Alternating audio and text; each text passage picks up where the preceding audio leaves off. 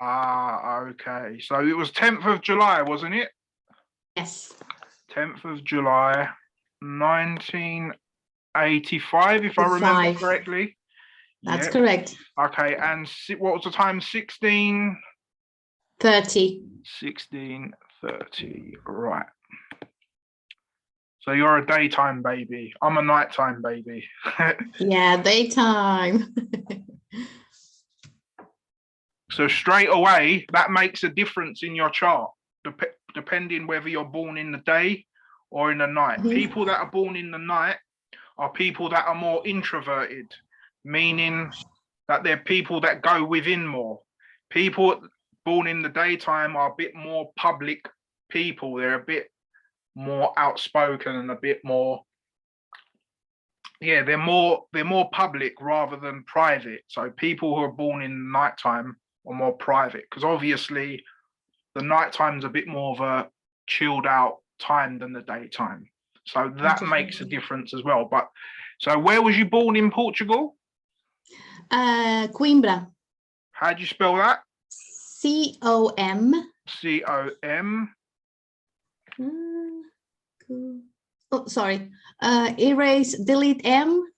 Yep. And write I-M. I-M. B. There we go. Oh, the second one. Yep, there we go. Right, so let's calculate chart. Okay. So you see all the, let me go to the next custom, right? So all these things in the inside are all the planets. Yep. And on the outside, these are the signs. Right, and can you see this line going across the middle here? Yeah. This is what separates day is at the top and nighttime is at the bottom. So your sun, this, let me actually, this way is better. So you see this round dot, this round circle with the dot here? Can you see that? So that's my sun. Yeah, that's your sun. So for example, if you was born, this wheel turns clockwise. So for example, if you was born at nighttime, your sun would still be in Cancer, but it would be down here. Oh, okay. I see. This wheel is constantly moving. Every 24 hours, it just moves. Okay. Right? So what it is, can you see here, you have house 1, 2, 3, 4, 5, 6, 7, 8, 9, 10, 11, 12, going all the way around. Can you see that? Yes, I can see that. Yeah. So what the houses are in the chart is the area of life. So each house symbolizes the area of life. So I'll explain to you one by one what each one is or what it relates to. So what I've done here, right, I have my slides, which I'll show you. So I can tell you one by one, like quickly, but I'll read you it so you can get more of an idea. So we have it here. Right, so can you see this? Yes. Right. So your first house, each house has like a motto, like, so you can see I am, I have, I think, I nurture, I serve, I partner, I circulate, I explore, I achieve, I aspire. So depending on where you have planets in any particular house, you will have your energies will be concentrated in that area of life, if that makes sense. So for example, someone who has loads of planets in their second house will be interested in money and possessions and material things. Someone who has a lot of planets in their 10th house, for example, will be very career orientated and public orientated. Someone who has a lot of planets in the 6th house will be someone who's very caring and it's about service to others. So depending on which house the planets fall in, that's what area of life that your energies will be concentrated in. Very interesting. Okay, and the reason why each house has a particular theme or particular subjects, because it relates to the signs. So for example, the reason why the first house is I am is because that correlates with Aries. Aries is the first sign, and Aries rules the head. Okay. So from your face is where you determine who you are, because that is your unique part of your body, if that makes sense. Your face determines who you are, and Yeah. your face, the top half of your head, is ruled by the planet Aries. So the second part of the head is ruled by Taurus, and the mouth, which is why it's called I have. So it's about your material possessions.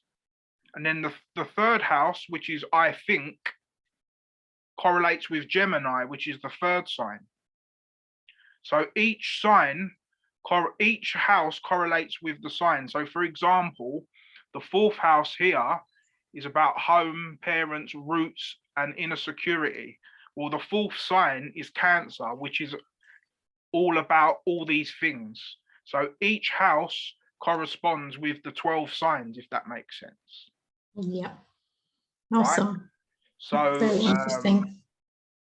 Yeah, so the thing is, you can have like different variations. So for example, but because that wheel, you know, that wheel I showed you in the chart, Yeah. is constantly moving. So for example, from when let me go back to your chart. So for example, your sun is in the 8th house. So if we then go back to this and we look at the 8th house, Yeah. this is the main theme of how you express yourself through these I circulate. yeah, through these themes. Do you get what I'm saying? Let's check where your moon is. Your moon, or what moon? So you have an Aries moon. So do you know a bit about the signs, or? That's mine. So my Your moon sign is Aries. So each planet exactly. is like a different personality within you. So for example, the planet is what you do, and the sign it's in is how you do that thing. So for example, you express yourself the sun is about your expression and your sole purpose. So you express yourself in a very Cancerian way, which is very motherly, very family orientated. It's about the home, it's about your roots. So that's how you express yourself through the sign of Cancer. And like I said, the area of life you do it in is in the 8th house, which is about transformation, and it's about sexuality, and it's about heritage. The 8th house is about transformation. And the moon is your emotions and how you react. So you react in a very, Aries is very Martian, it's ruled by the planet Mars. So it's quite direct and quite, can be quite passionate. Yes. So that's. And I get in trouble. Yeah, so because Mars is a very explosive energy, and because Mars rules Aries, so when because your moon is in Aries, that's how you react to things. But the way you express yourself is a lot more motherly, is more feminine, but your emotions are more masculine. Masculine, yes. Yeah. So that's basically, because the three main things in a chart is the sun, the moon, and your rising sign. Okay. So your rising sign is your general personality. So I'll show you again in here. House 1 is appearance and outward personality. So in your first house, you have the sign of Scorpio. So I'm a Scorpio. I'm a Scorpio sun sign. So the way you appear to people, when people will first see you, you will come across as very Scorpion. And again, it's very interesting that your sun is in the 8th house, which is all to do with Scorpio themes, and your rising sign, your appearance and how people see your outward personality is Scorpio also. So you've got a lot of strong Scorpion energy in your chart as well. Yes. That And my mom is also Scorpion, and my big issues with my mom, it's all about emotions and yeah, Scorpion people, they're very deep people. They can seem a bit they can come across maybe sometimes moody or mysterious, but again, it just depends on where it is in your chart, what you've got in your Scorpio. So what I'll do for you is we'll go through each planet and which sign it's in and which house it's in, and then I'll break down each one for you, if that's okay. Good. Yeah, good. So like I've already mentioned the sun. So the sun is how you express yourself and your soul personality. So like I said, you do that in a very Cancerian way. And Cancer, like I said, is very motherly, because the sign Cancer is ruled by the moon. So because it's ruled by the moon, people who have strong Cancerian energy are very motherly, like I said, very homely, because it's the sign of the crab. Yep. You know what a crab is? Yep. Yeah, because the crabs have a shell. Yes. Yeah, as well. The shell is what symbolizes the home, basically, because it's like a puzzle. Does that make sense? Yeah. So that's why, for example, each signs are correlate with particular animals, because them animals express the energy of that time of the year. Does that make sense? It makes sense. Okay. Yeah. So the reason why the first sign is Aries, and that's the start of spring. So spring is about coming up, spring in. That's why Aries is ruled by Mars, because Mars is it's about action. It's about springing into action. So that's why each sign,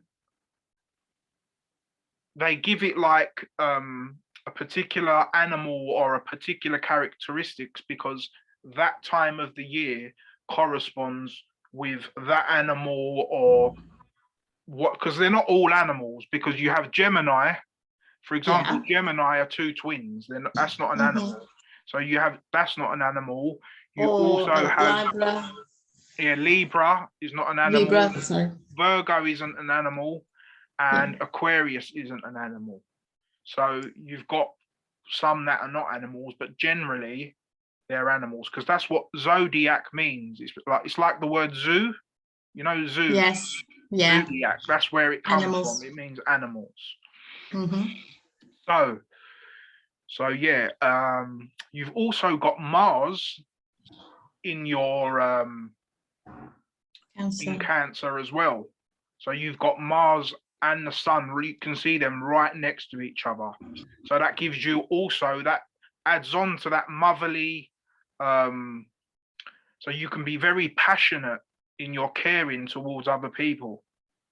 Do you get what? That's what the chart is showing me.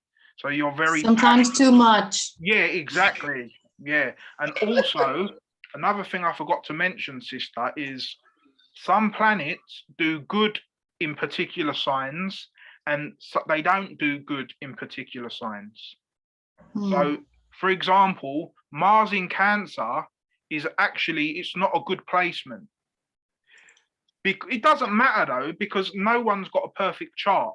Does that make sense? Because what this is, when we have bad placements in our chart, all that means is that's where we're going to learn in life and improve on. Does that make sense? It might not be a good place to be, but that's where we're going to actually achieve something and learn something. Makes completely sense. Right. And so So because, for example, like I said, Cancer is a very motherly energy. It's very emotional. So with the Mars being there, Mars is about action, war, fighting. So that's why Mars doesn't really suit the Cancerian energy. Does that make sense? It's like they're not totally compatible, but exactly. But like I said, out of every negative comes a positive. So you can't always look at it just as, oh, it's a bad placement. It doesn't work like that.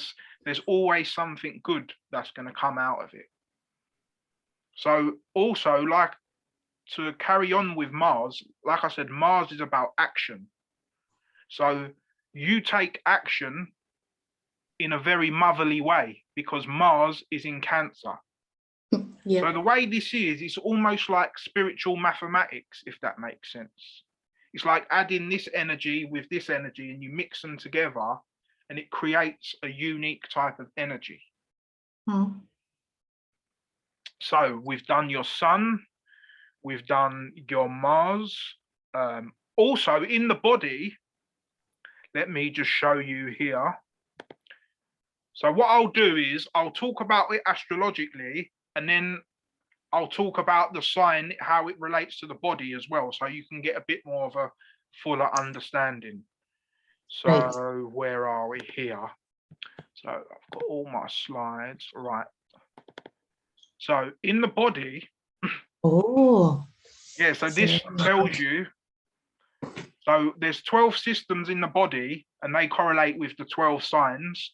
And also there's, yeah, so there's got like an internal part of the body and an external part of the body. So Cancer rules the stomach, breasts, and the diaphragm. And in the body is the lymphatic and immune system. So let me just go back to the chart. So can I ask, do you have any issues with that part of your body?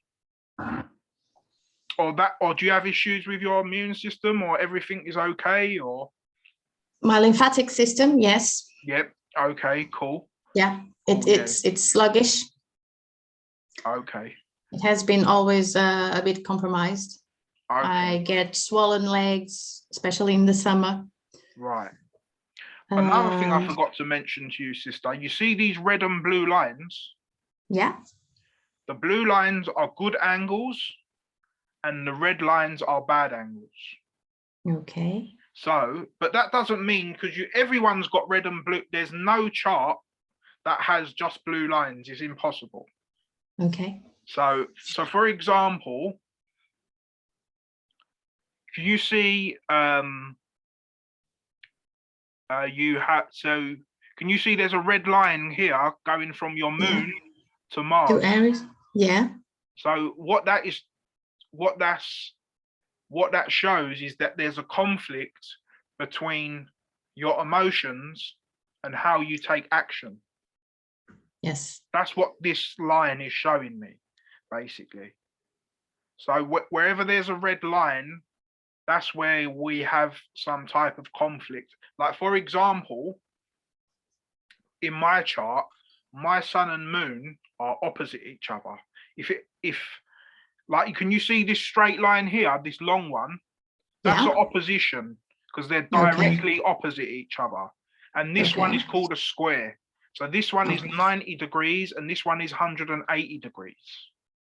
Okay. But these two angles are bad angles in the chart, because an opposition, if two planets are opposing each other, it means they're not letting each other express themselves, if that makes sense. Oh, I see. Yeah. So you've got here Jupiter and Mercury are opposing each other. So, but I'm going to explain that after. So, like, for me, in my chart, my sun and moon are opposing each other. So for me, what that means is my emotions and the way I want to express myself are fighting with each other. Does that make sense? But obviously, in your case, it's different planets. I'm just giving you an example of how that works. Yeah. So understand. yeah. So is there any questions you want to ask at the moment, or is there anything? Can I ask you? Because I want you to be honest, because I like asking people's feedback. Because obviously, I want people to be honest with me, so I know because obviously, although I know all this stuff and what it means and I want to know if it's making sense to you or if you're resonating with what I'm saying. Yeah, it makes and the way you explain it, it's very simple. Yeah, and that's how I try to do it, because I could go deep about what each one is in philosophically, but I'm trying to keep it simple for now, and then we can kind of go on to them bits later. Yeah. So we've spoke about your Mars, we've spoke about your Sun. The Sun. So let's speak a bit more about your Moon. And like they're both, your Sun and Moon are both in the 8th house. So like I said, bear with me a minute, sorry. So just to show you.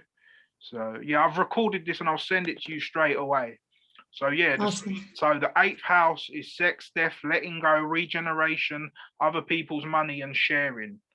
So you do all those things with a lot of passion. You got Mars there, and you do it with the Sun. That's how you express yourself through these things in this area of life. So, and your moon is in your moon is in Aries, and it was in the 5th house. Yes. So the 5th house is in relation to romance, children, fun, creativity, art, expression. All my planets are all in here for me. Wow. So I'm all about fun and games, if that makes sense. So I have all my planets are pretty much all here, and I have one up here in the friend's house as well. Oh, wow. So I'm a very introverted, more of a deep kind of personality, if that makes sense. Yeah. So the way you're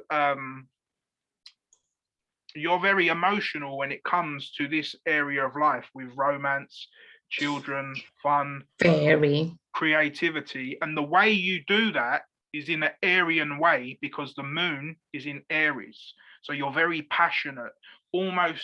Aries is almost quite childlike, meaning it's not childish, childlike, meaning childlike, very enthusiastic, very like hypo, because again, Aries is ruled by Mars. So although your Mars is up here, for another thing I forgot to tell you, actually, each sign is ruled by a planet. Yes. So I'll quickly go through them. So Aries is Mars, Taurus is Venus, Gemini is Mercury, Cancer is the moon, Leo is the sun, Virgo is Mercury, Libra is Venus, Scorpio is Mars, Sagittarius Jupiter, Capricorn Saturn, Aquarius Saturn, and Pisces Jupiter. So I can see just from your chart, you have a lot of Martian energy. You're very Martian because you've got Scorpio rising. So the way you look and your personality is Martian. You have your moon in Aries, which is ruled by Mars, and then you have your sun and Mars right next to each other. Let me go back to the chart so you can see it. So so you've got a very Martian chart. You've got a lot of Martian energy in your chart. So so we've done the sun, we've done the moon, we've done your Mars. So can I ask you something? What are the implications of having Mars like in such a great proportion compared to? What are the implications? It just makes you a very energetic, action, quite direct person. That's what it tells me. Okay, yeah. Yeah, that's 'Cause, what, because Mars is the planet of action and war, and yeah, it's a very upfront kind of energy, if that makes sense. They're yeah. direct. They don't like to mess around. They just get straight to the point. Straight to the point. That's it. There's Yeah. no dwelling. Yeah, Whoa. bang. That's Mars. That in a short, obviously you could speak so much, but like you said, I like to. Do you know how I like to teach people? Just like one-liners, like That's so. it. Keep it simple. Yeah, so you can just remember it. So, for example, I could go through all the planets quickly: Moon, emotions; Sun, expression; Mercury, communication; Venus, pleasure and love; Jupiter, wisdom; Saturn, boundaries and lessons; Uranus, rebelliousness; Neptune, Mm. intuition; Pluto, transformation. So I'm just being very simple here. So each one has like a theme to it, but obviously there's things that attach to those themes as well. Do you get Okay. what I'm saying? Yes. So we've done your Sun and Mars, Mars. which is very Cancerian and motherly. And then we've done your Moon, which is Aries. So your reactions and your emotions are very Aryan and Martian. You've got Scorpio rising. So that's your outward personality, how people see you. So when people will see you and the way you are, people will assume you as a Scorpio. But that's not that's not your sole purpose. Your sole purpose is Cancer. Cancer. This is almost, the rising sign is almost like a mask, if that makes sense. Oh, I see. Yeah. It's your body, it's the way you look, it's the way you appear to people. So for me, my one here is Leo. So my rising sign is Leo.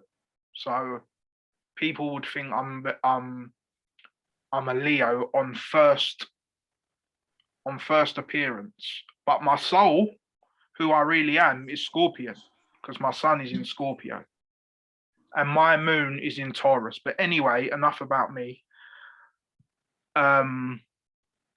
So let's go. So we've done Moon, we've done Sun, we've done Mars. So we'll do Venus. Okay. So Venus is about pleasure and love and partnerships. And your Venus is in the sign of Gemini. So Gemini is about the mind, the intellect, communication. So you get your pleasure through, no, the way you sorry, let me repeat that. The way you love and the way you show pleasure is in a very Geminian way. So like I said, Gemini is Mercury. It's about communication, about intellect. It's about siblings, brothers and sisters. That's because of the twins. So this also, the sign of Gemini also corresponds with brothers and sisters as well. So you take pleasure in sorry, let me repeat that again. You take the way you express your love and your pleasure is through communication and intellect. Yes. And also you have it in the 7th house. So the 7th house is about partnerships, marriages, relationships, justice. I'll go back to the chart to show you. So the reason why I want to go back to show you, sister, is so you don't, I know you don't think this anyway, so you don't think I'm just making it up. Do you get what I mean? So, oh yeah. So here you can see the 7th house, marriage and other partnerships. But it's also to do with justice and balance, because the reason why it's to do with justice, because the 7th sign is Libra. So anything in the 7th house will correlate to Libra themes. Does that make sense? Yes. Yeah. So in here, that is a brilliant placement to have Venus in the 7th house, because Yeah. Venus rules in Libra, which is the 7th sign. So, and you've got Venus in the 7th house. So that shows me that you're very good and loving with partnerships, and you take pleasure in having partnerships. And the way you express your partnerships is through a Geminian way, because you have Gemini there. So that's through communication and intellect, and like I said, learning as well. Gemini is the sign of being a student. Yes. Whereas that's opposite it in Sagittarius is the sign of being a teacher. Oh. So, but you have something there as well, but I'll get to that Yeah. after.